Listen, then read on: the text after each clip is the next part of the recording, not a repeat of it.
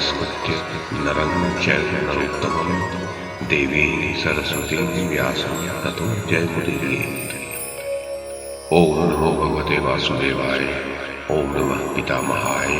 ओम नमः प्रजापतिभ्यः। ओम नमः कृष्णद्वैपायनाय। ओम नमः सर्वविघ्नविनायकेभ्यः।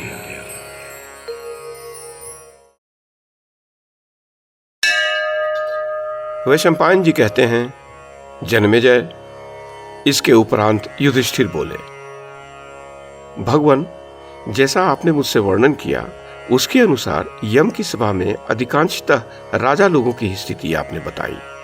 वरुण की सभा में अधिकांश नाग, दैत्येंद्र, सरिताएं और समुद्र बताए। इसी प्रकार कुबेर की सभा में यक्ष, गुह्यक, राक्षस, गंधर्व, अप्सरा तथा भगवान शंकर की उपस्थिति का वर्णन किया आपने।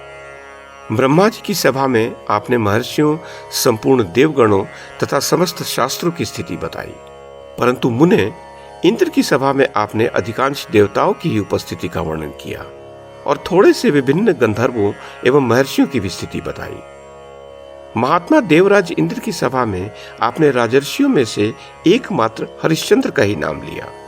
उन्होंने कौन सा कर्म अथवा कौन सी तपस्या की जिससे वे महान यशस्वी होकर देवराज इंद्र से स्पर्धा कर रहे हैं? विप्रवर, आपने पितृलोक में जाकर मेरे पिता महाभाग पांडु को भी देखा था। किस प्रकार वे आपसे मिले थे? भगवान, उन्होंने आपसे क्या कहा, ये मुझे बताइए। सुव्रत, आपसे यह सब कुछ सुनने के लिए मेरे मन में बड़ी उत्कंठा है। नारद जी ने कहा, शक्तिशाली राजेंद्र, तुमने जो राजर्षि हरिश्चंद्र के विषय में मुझसे पूछा है उसके उत्तर में मैं उन बुद्धिमान नरेश का महात्म बता रहा हूं। सुनो। इक्ष्वाकु कुल में त्रिशंकु नाम से प्रसिद्ध एक राजा हो गए हैं। वीर त्रिशंकु अयोध्या के स्वामी थे और वहां विश्वामित्र मुनि के साथ रहा करते थे। उनकी पत्नी का नाम सत्यवती था। वह केकय कुल में उत्पन्न हुई थी। कुरुनंदन, रानी सत्यवती के धर्मानुकूल गर्भ रहा। फिर समयानुसार जन्म मास प्राप्त होने पर महाभागा रानी ने एक निष्पाप पुत्र को जन्म दिया जिसका नाम हुआ हरिश्चंद्र।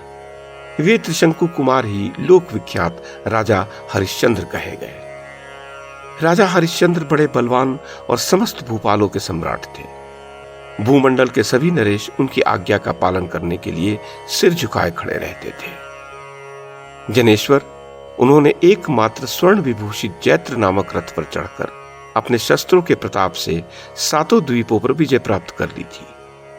पर्वतों और वनों सहित इस सारी पृथ्वी को जीतकर राजा हरिश्चंद्र ने राजसूय नामक महान यज्ञ का अनुष्ठान किया। राजा की आज्ञा से समस्त भूपालों ने धन लाकर भेंट किए और उस यज्ञ में ब्राह्मणों को भोजन परोसने का कार्य किया।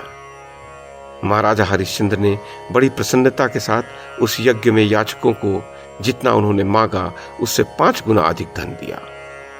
जब अग्निदेव के विसर्जन का अवसर आया उस समय उन्होंने विभिन्न दिशाओं से आए हुए ब्राह्मणों को नाना प्रकार के धन एवं रत्न देकर तृप्त किया। नाना प्रकार के भक्ष्य भोज्य पदार्थ, मनोवांछित वस्तुओं का पुरस्कार तथा रत्न राशि का दान देकर तृप्त एवं संतुष्ट किए हुए ब्राह्मणों ने राजा हरिश्चंद्र को आशीर्वाद दिया। इस कारण से वे अन्य राजाओं की अपेक्षा अधिक तेजस्वी और यशस्वी हुए।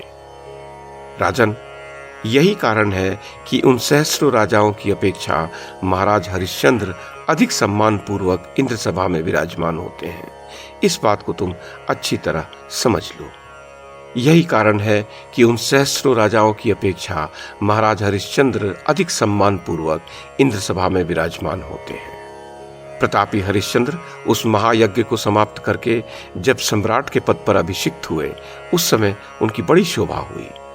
भरत कुलभूषण, दूसरे भी जो भूपाल राजसूय नामक महायज्ञ का अनुष्ठान करते हैं वे देवराज इंद्र के साथ रहकर आनंद भोगते हैं। जो लोग संग्राम में पीठ न दिखाकर वहीं मृत्यु का वरण कर लेते हैं वे भी देवराज इंद्र की उस सभा में जाकर वहां आनंद का उपभोग करते हैं तथा जो लोग कठोर तपस्या के द्वारा यहाँ अपने शरीर का त्याग करते हैं वे भी उस इंद्र सभा में जाकर तेजस्वी रूप धारण करके सदा प्रकाशित होते रहते हैं।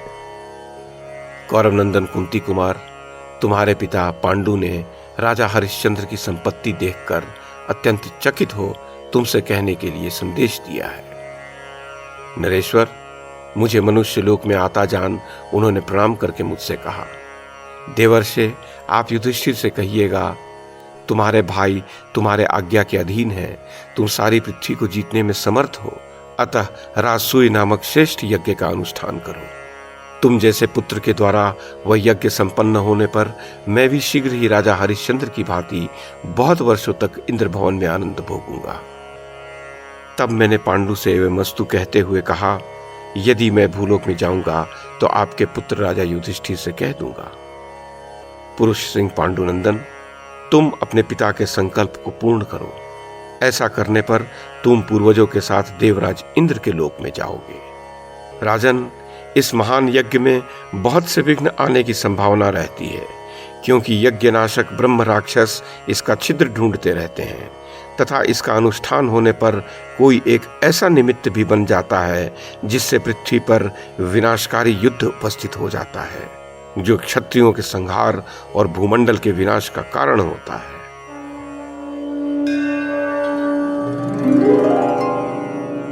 दर्शकों को ये अंश मैं फिर से सुना रहा हूं।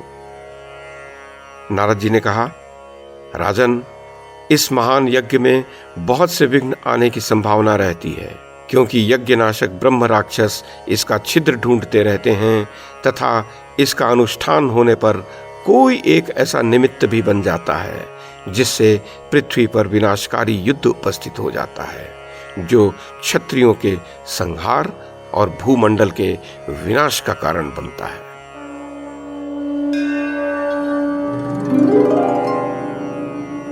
तो नारद जी ने आगे कहा, राजेंद्र, ये सब सोच विचार कर तुम्हें जो हित कर जान पड़े वह करो। चारों वर्णों की रक्षा के लिए सदा सावधान और उद्यत रहो। संसार में तुम्हारा अभ्युदय हो, तुम आनंदित रहो और धन से ब्राह्मणों को तृप्त करो। तुमने मुझसे जो कुछ पूछा था वह सब मैंने विस्तार पूर्वक बता दिया। अब मैं यहां से द्वारका जाऊंगा, इसके लिए तुमसे अनुमति चाहता हूं।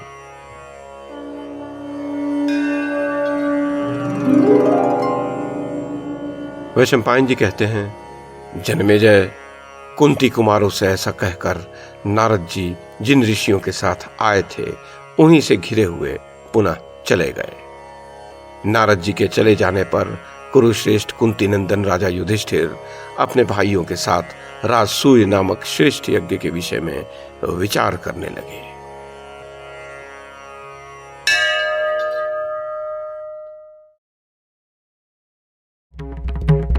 YouTube के माध्यम से महाभारत की कथा को एक श्रृंखला के रूप में प्रस्तुत करने का हमारा ये प्रयास यदि आपको सराहनीय लगा हो तो कृपया इस कड़ी को लाइक और शेयर करें, चैनल को सब्सक्राइब करें और बेल आइकन को दबाएं। साथ में अन्य लोगों को भी देखने के लिए प्रेरित करें। धन्यवाद और नमस्कार।